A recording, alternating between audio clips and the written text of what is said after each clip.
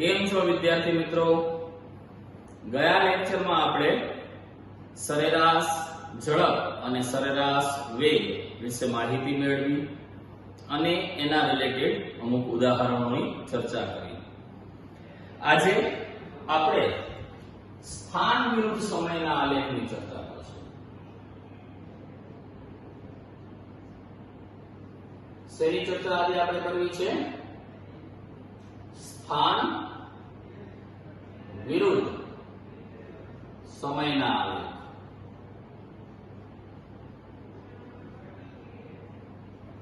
મિત્રો, તમને એક રસપ્રદ વાત કહું.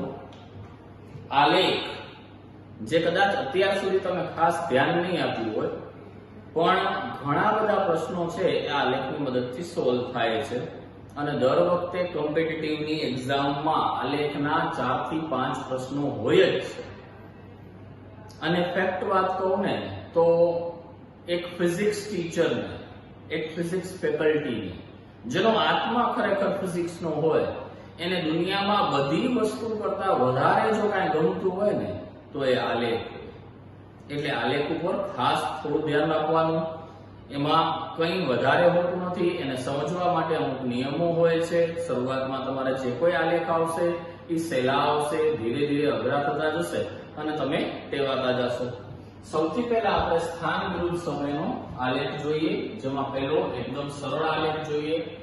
પહેલો આલેખ જે છે એ ધારો કે તમને આવો બનાવીને આપ્યો છે, જેમાં આપણે y અક્ષ ઉપર સ્થાન લીધું છે અને x અક્ષ ઉપર સમય લીધું છે. આ આલેખ છે એ તમને આવો બનાવીને આપ્યો છે. આ આલેખનો અર્થ તમારે કહેવાનો છે. શું દર્શાવે છે આ આલેખ? તો મિત્રો જુઓ, અહીંયા આમ સમય લખેલો હોય તો 0 સમયે એનું સ્થાન કેટલું છે? તો કે અહીંયા હતું. અહીંયા ધારો કે 5 લખેલું છે તો 0 સમયે એનું સ્થાન કેટલું? 5. પછી ધારો કે અહીંયા 1 સેકન્ડ લખેલું છે તો 1 સેકન્ડે પણ એનું સ્થાન કેટલું? 5. 2 સેકન્ડે એનું સ્થાન કેટલું? 5. 3 સેકન્ડે એનું સ્થાન કેટલું? 5. જેમ જેમ સમય વધતો જશે પદાર્થના સ્થાનમાં કોઈ ફેરફાર થતો નથી. આ જે રેખા છે આને સમક્ષિતિજ રેખા કહેવાય. સમક્ષિતિજ રેખા. આવી સમક્ષિતિજ રેખા જો સ્થાન વિરુદ્ધ સમયના આલેખમાં દોરેલી હોય તો એનો અર્થ એવો થાય કે પદાર્થ સ્થિર અવસ્થામાં છે. પદાર્થ સ્થિર અવસ્થામાં છે. કેમ? કેમ કે સમય બદલાય છે પણ એનું સ્થાન બદલાતું નથી. એનો અર્થ એવો થાય કે પદાર્થ છે સ્થિર છે.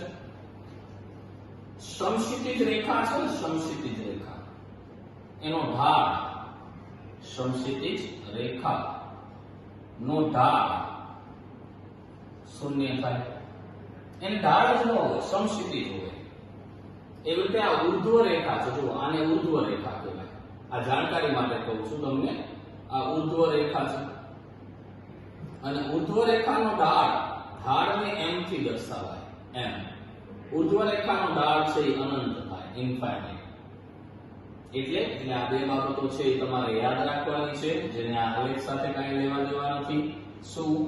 ઉર્ધ્વ રેખા નો ઢાળ m અનંત થાય અને સમક્ષિતિજ રેખાનો ઢાળ શૂન્ય થાય. ઓકે, તો આ પહેલો જે સરળ આલેખ છે એ તો તમને સમજાઈ ગયો હશે. હવે એવો જ આપણે સ્થાન વિરુદ્ધ સમયનો બીજો આલેખ દોરીએ, જેમાં અહીંયા આપણે સ્થાન લઈએ છીએ, અહીંયા આપણે સમય લઈએ છીએ અને ધારો કે આ આલેખ તમને આવો આપેલો છે. આ આલેખ પરથી શું કહી શકો તમે? આ આલેખ કેવો છે? જુઓ, આ આલેખ છે એમાં આટલા વિસ્તારમાં જેટલું એનું સ્થાનાંતર થયું હતું એ જ પ્રમાણે આટલા વિસ્તારમાં સ્થાનાંતર થયું હતું અને એને અનુરૂપ જ આટલા વિસ્તારમાં સ્થાનાંતર થયું હતું. મતલબ જો તમને આવી કોઈ સુરેખા મળે તો આ જે છે એ નિયમિત અચળ ઝડપી ગતિ અથવા અચળ વેગી ગતિનો આલેખ છે. એટલે અહીં પદાર્થ અચળ વેગી ગતિ કરે છે. કારણ કે એનો આલેખ કેવો છે? સ્થાન વિરુદ્ધ સમયનો આલેખ સુરેખા છે અને એનો વેગ આપણને ઢાળ પરથી મળે. વેગ શેના ઉપરથી મળે? ઢાળ પરથી. સરેરાશ વેગ કયો? વેગ અચળ છે. અચળ વેગ હોય એટલે સરેરાશ વેગ અને તાત્ક્ષણિક વેગ એટલે કે ક્ષણે ક્ષણે વેગ બે સરખા થાય. તો અહીં ઢાળ શું થાય? તો કે ઢાળ એટલે m અને ઢાળ શોધવા માટેનું સૂત્ર છે tan થીટા. ઢાળ શોધવા માટેનું સૂત્ર શું છે? tan theta. મિત્રો હવે આપણે ઢાળ શોધતા શીખીએ છીએ. કદાચ તમે પહેલી વખત શીખો છો. ઢાળ શોધવું હોય તો શું કરવાનું? તો કે આ સુરેખા ઉપર કોઈ પણ બે બિંદુ પસંદ કરી લેવાના. ધારો કે હું આ બે બિંદુ પસંદ કરું છું. એક બિંદુ મેં પસંદ કર્યું A અને બીજું બિંદુ મેં પસંદ કર્યું B. આ પસંદ કરેલા બંને બિંદુમાંથી સમક્ષિતિજ રેખા દોરો. એટલે આ મેં સમક્ષિતિજ રેખા દોરી. ત્યારબાદ બંને બિંદુમાંથી પસંદ કરેલા બંને બિંદુમાંથી ઉર્ધ્વ રેખા દોરો. ઉર્ધ્વ એટલે ઊભી રેખા. તો આ ઊભી રેખા મેં દોરી. તો આ સમક્ષિતિજ રેખા અને ઉર્ધ્વ રેખા એને લંબાવતા તમને એક કાટકોણ ત્રિકોણ દેખાશે. જો આપણને અહીંયા કાટકોણ ત્રિકોણ દેખાય છે. ACB કાટકોણ ત્રિકોણ દેખાય છે. એમાં સમક્ષિતિજ રેખા સાથે જે ખૂણો બનતો હોય આલેખે આલેખ છે. એને સમક્ષિતિજ રેખા સાથે જે ખૂણો બનાવ્યો એને થીટા કહેવાય. અહીંયા તમને ખબર છે આ સ્થાન લખેલા હશે એટલે અહીંયા x1 x2 એવું લખેલું હોય. અહીંયા t1 t2 એવો સમય લખેલો હોય. આમાં આંકડા લખેલા હોય પણ અત્યારે જે તમને માહિતી આપું છું એમાં હું આંકડા નથી લેતો કેમ કે આપણે સૂત્ર તારવીએ છીએ. તો આમાં આપણને વેગ કઈ રીતે મળશે? તો કે tan થીટા ઉપરથી. અને tan થીટા એટલે શું? તમને ખ્યાલ છે સામેની બાજુ છેદમાં પાસેની બાજુ. એટલે અહીંયા આવશે BC છેદમાં AC. એટલે BC નું માપ જોતું હોય તો કઈ રીતે મળે? તો કે BC નું માપ એટલે આમાંથી આ બાદ કરવાનું. એટલે x2 x1 અને AC નું માપ જોતું હોય તો t2 t1. તો આ રીતે તમને ઢાળ એટલે કે એનો વેગ મળે. મિત્રો અહીંયા તમે જોઈ શકો છો જેમ જેમ સમય વધે છે તેમ તેમ આનું સ્થાન વધે છે. જેમ જેમ સમય વધે તેમ પદાર્થનું સ્થાન વધે છે અને નિયમિત રીતે વધે છે. તેમ તેમ પદાર્થનું સ્થાન કઈ રીતે વધે છે? નિયમિત રીતે. સુરેખા છે ને એટલે નિયમિત રીતે વધે છે. એનો અર્થ એવો થાય કે વેગ અચળ હશે અને ધન હશે. વેગ કેવો હશે? અચળ હશે અને ધન હશે. અચળ શા માટે હશે? તો અચળ એટલે હશે કેમ કે નિયમિત રીતે વધે છે. અને ધન નિયમિત રીતે વધે છે એટલે અચળ હશે અને વધે છે એટલે ધન હશે. જો પદાર્થનું સ્થાન વધે તો વેગ ધન મળે. પદાર્થનું સ્થાન ઘટે તો વેગ ઋણ મળે. પદાર્થનું સ્થાન નિયમિત રીતે વધે તો વેગ અચળ હોય અને અનિયમિત રીતે વધે તો વેગ ચલિત હોય એટલે બદલાયા કરે. આપણે બધા ઉદાહરણો લેશું એટલે તમને ડિટેલમાં ખ્યાલ આવી જશે. x વિરુદ્ધ t નો હવે આપણે એના પછીનો આલેખ જોઈએ. ધારો કે આ આલેખ આવો છે. જો આ આલેખ ઉપર ચડતો હતો. ઉપર ચડતા આલેખમાં વેગ છે એ ધન હોય એટલે v > 0 આવે. તો સ્વાભાવિક છે કે આ આલેખ નીચે ઉતરતો આલેખ છે એટલે એમાં v < 0 આવશે. કઈ રીતે? જો જેમ જેમ સમય આગળ જાય છે તેમ તેમ પદાર્થનું સ્થાન છે એ ઘટે છે. આ ઊંચું જતું હોય તો વધતું હોય, નીચું આવતું હોય તો ઘટતું હોય. મતલબ જેમ જેમ સમય વધે તેમ પદાર્થનું સ્થાન ઘટે છે. સ્થાન નિયમિત રીતે ઘટે છે. શા માટે નિયમિત રીતે?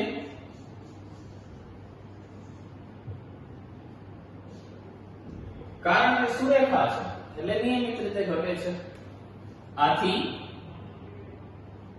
વેગ અચળ કેમ કે નિયમિત છે અને ઘટે છે એટલે ઋણ હશે. વેગ મેળવવો હોય તો કઈ રીતે મળે? તો વેગ મેળવવા માટે એક સીધો રસ્તો છે, ઢાળ. અને એ ઢાળ એટલે m અથવા tan થીટા.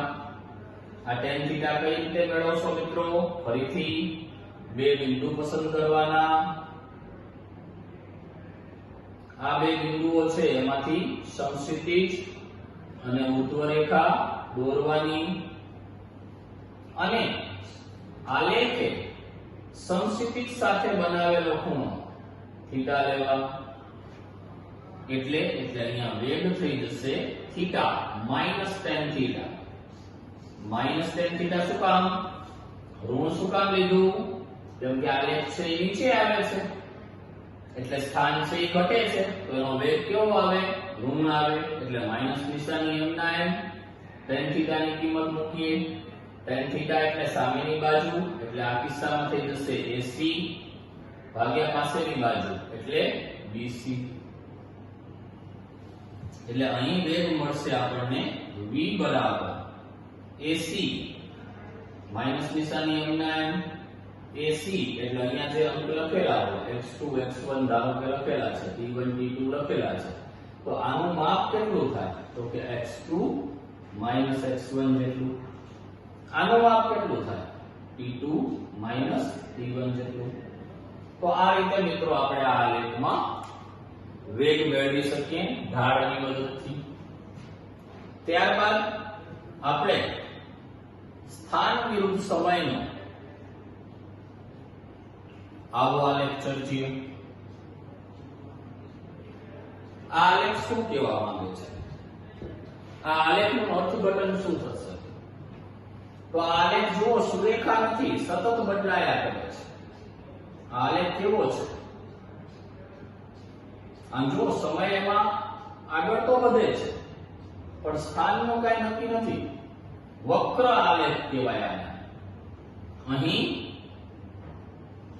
સમય સાથે સ્થાન અનિયમિત રીતે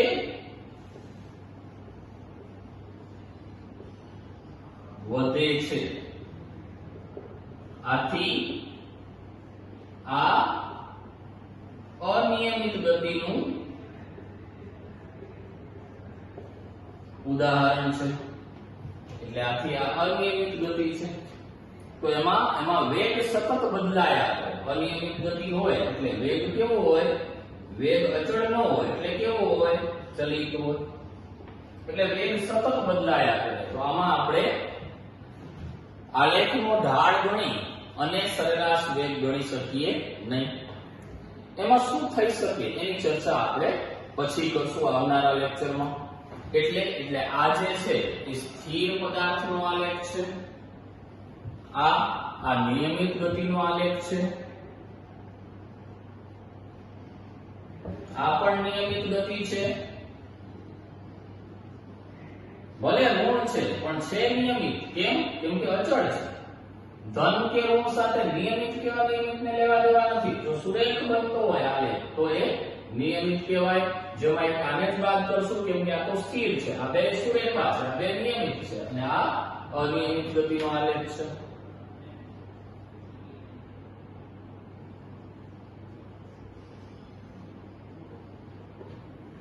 ઓકે, તો આ બધી જ માહિતી છે એ વ્યવસ્થિત રીતે તમે લખી નાખશો. ચારેય આલેખને તમે વ્યવસ્થિત રીતે જોશો અને એના રિલેટેડ જેટલી વાતો મેં તમને સમજાવવાનો પ્રયત્ન કર્યો છે એના ઉપર એક વખત તમે વિચાર કરશો. આવનારા લેક્ચરમાં આપણે તાત્ક્ષણિક વેગ અને તાત્ક્ષણિક ઝડપ વિશે માહિતી મેળવશું, જેમાં આપણે વિકલનનો પણ ઉપયોગ કરશું. એટલે તમારું આજનું હોમવર્ક શું છે? તો કે વિકલનનો વિડિયો ફરીથી જોવાનો અને એમાં આપેલું હોમવર્ક છે એ ફરીથી કરવાનું. એના બધા જ દાખલા ઉદાહરણો એક વખત જોઈ જવાના અને સૂત્રો છે એ પાકા કરી લેવાના. સૂત્રો તમારા ઘરમાં કોઈ તમારા ભાઈ બહેન હોય અને કહેવાનું કે આ સૂત્રો મને પૂછો. હવે આવતા લેક્ચરથી આપણે જે તત્કાલીન વેગ અને તત્કાલીન ઝડપ ભણવાના છીએ એમાં એનો ઉપયોગ છે. ધન્યવાદ મિત્રો.